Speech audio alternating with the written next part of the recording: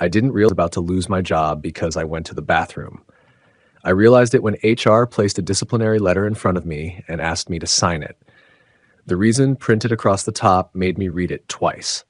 Excessive unauthorized absence from workstation. I looked up. I'm sorry. What? My manager didn't hesitate. You've repeatedly left your desk for extended periods during working hours. I genuinely thought we were talking about coffee breaks, or maybe the day I'd helped another department. Then HR turned the page. There it was, a table with dates, times, and durations.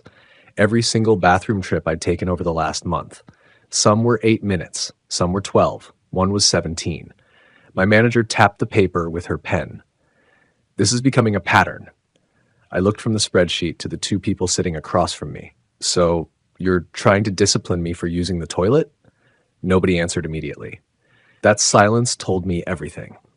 I worked for a software support company in Leeds.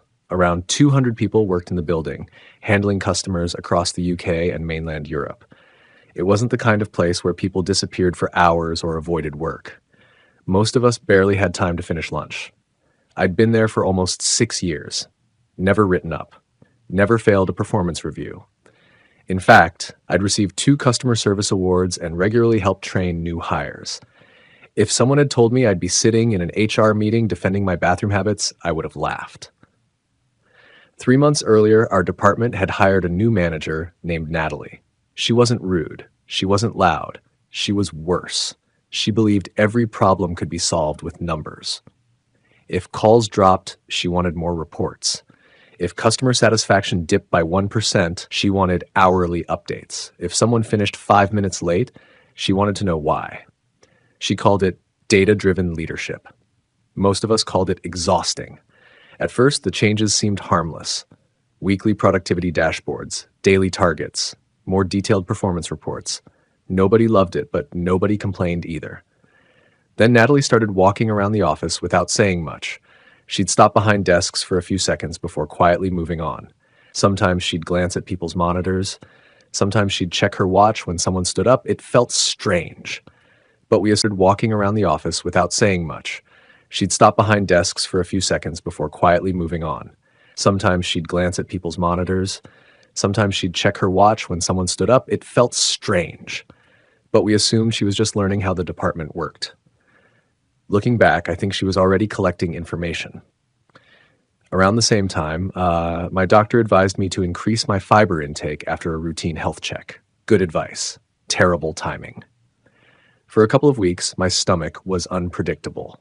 Nothing serious. Just enough that I occasionally needed longer in the bathroom. I didn't think it mattered. My work was still getting done. I still answered more customer tickets than most of my team. My quality scores never dropped. Apparently, none of that mattered. One Tuesday afternoon, Natalie stopped me as I returned from the restroom. She looked at her smartwatch. 11 minutes. I smiled politely. I didn't realize this was a race.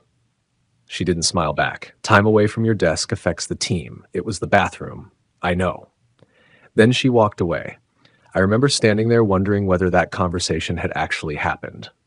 The following Monday, I received an email titled Attendance Expectations. It wasn't sent to the whole team, just me.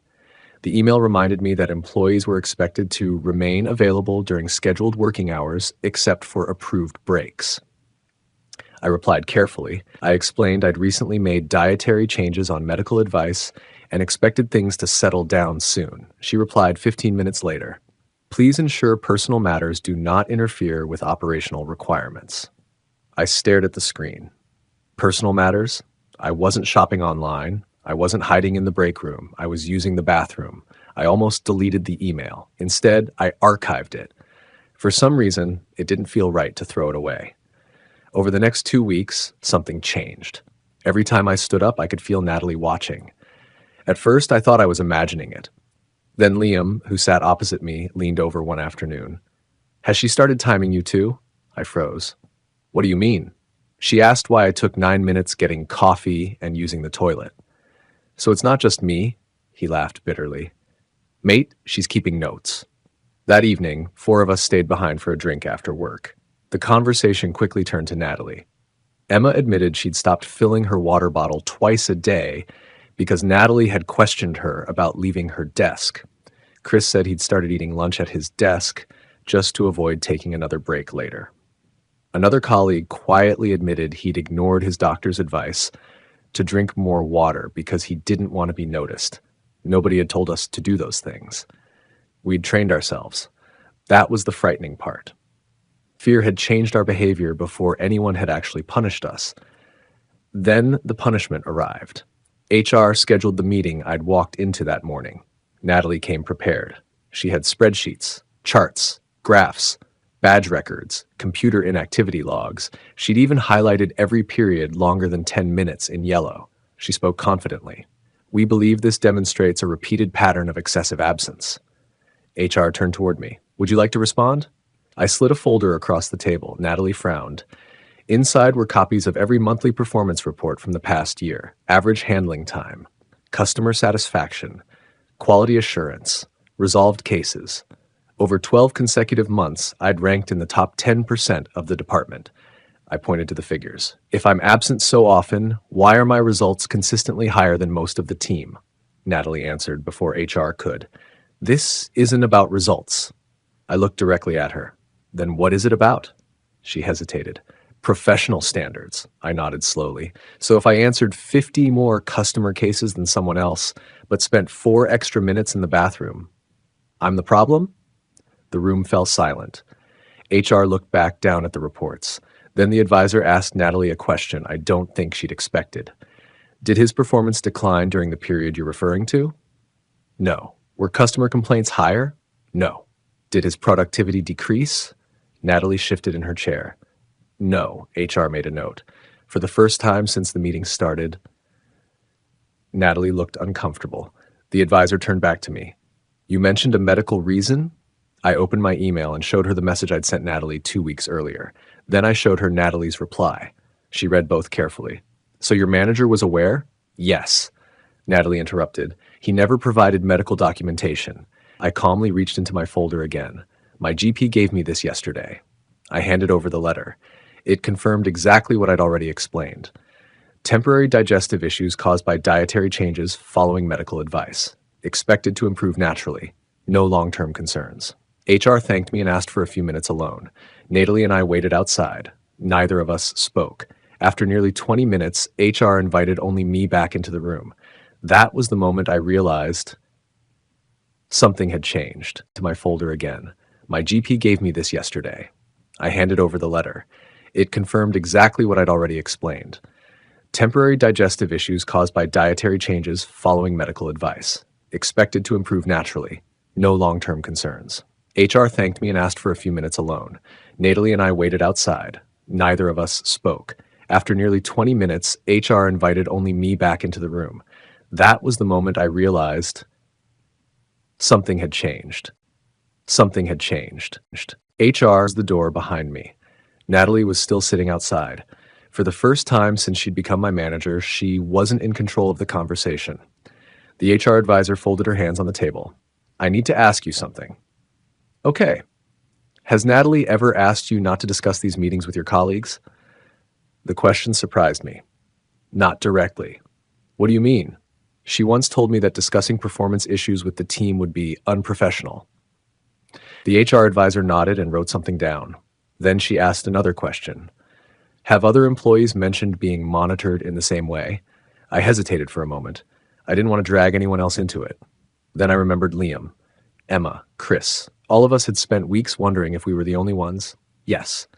Would they be willing to speak with us? I think so. She thanked me and ended the meeting. No disciplinary warning, no signature, no decision. Just, "We'll be in touch." That afternoon, Natalie barely looked at me. She stayed inside her office with the blinds half closed while HR representatives moved in and out throughout the day. By Friday, almost everyone in our department had been interviewed. Rumors spread faster than official updates. Someone claimed IT had been involved. Someone else said senior management wanted copies of Natalie's reports. Nobody really knew what was happening. Then Liam called me that evening. "You need to hear this." "What happened?" "IT found out where the spreadsheets came from." I assumed the company had generated them automatically. I was wrong. Natalie had exported raw workstation activity reports herself. Then she'd manually combined them with security badge records to estimate how long employees were away from their desks. There was one problem. The software wasn't designed to measure breaks. It couldn't tell whether someone was in the bathroom, helping another department, attending an approved meeting, speaking to HR, or fixing a printer. It simply showed when a workstation became inactive. Natalie had filled in the blanks herself. If someone left their desk for 12 minutes, she assumed they were wasting time. If they walked to another floor to help a colleague, she counted it exactly the same. If they attended an approved meeting that hadn't been entered into the system yet, it still appeared as inactivity. Her reports looked precise. In reality, they were full of assumptions. The following Tuesday, I was invited to another meeting. This time, the head of operations was there. So was HR. Natalie wasn't. The head of operations didn't waste time. "We've completed our review." He slid a folder across the table. Inside was my original disciplinary notice. A large red stamp covered the front page. Void. It will not become part of your employment record.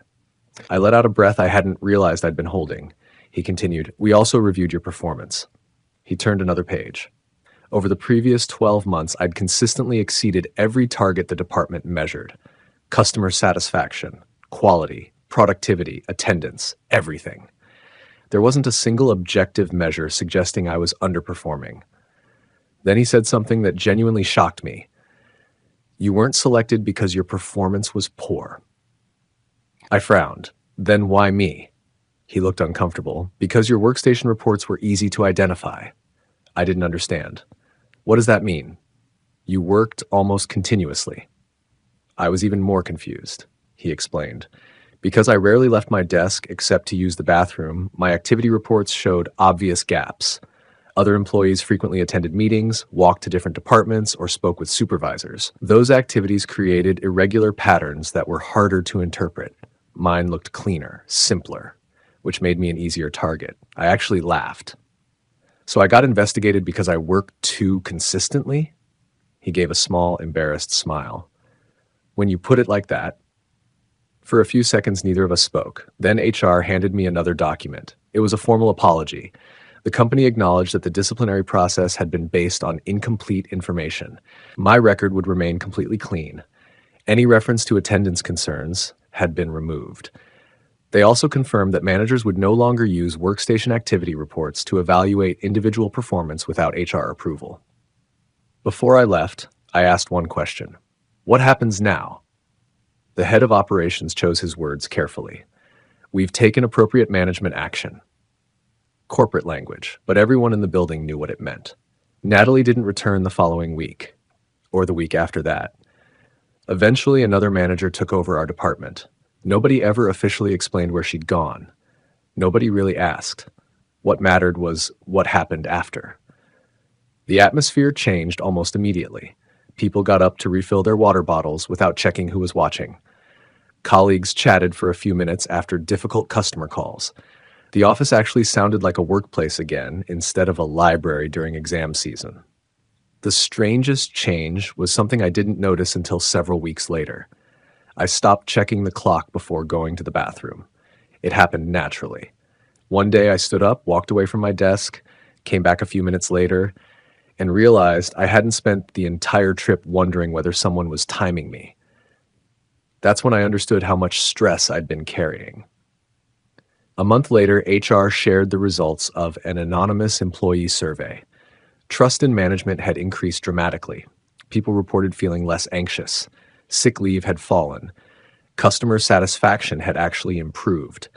The numbers proved something Natalie never understood. People don't work better because they're constantly watched. They work better because they're trusted. About 6 months later, I accepted a promotion with another company. During the final interview, the hiring manager asked the usual question, "Tell us about a difficult challenge you faced at work." I almost laughed. There was no way I was going to tell them I'd nearly been disciplined for using the bathroom. Instead, I talked about handling pressure professionally, which in a way was the truth. On my last day, Liam walked me to the lift. "You know what's funny?" he said. "What?" "I drink 2 liters of water every day now." I smiled. "So do I." He laughed. Feels nice not treating hydration like a disciplinary offense. As the lift doors closed, I realized that was probably the perfect way to describe the whole experience. It had never really been about bathroom breaks, or water, or productivity. It was about what happens when a manager becomes so obsessed with measuring every minute that they forget the purpose of the work in the first place. You can track every second an employee spends away from their desk. You can build spreadsheets, charts, graphs, reports, but none of those things tell you whether someone is honest, whether they care about customers, whether they help their colleagues, or whether they're the reason your team succeeds. The best manager I ever had judged people by one simple question: did they do the job well? After everything that happened, I realized that's the only metric that ever really mattered. And if a company needs a stopwatch to decide whether its best employees deserve to keep their jobs, the stopwatch isn't the problem. The person holding it is. If a company needs a stopwatch to decide whether its best employees deserve to keep their jobs, the stopwatch isn't the problem. The person holding it is.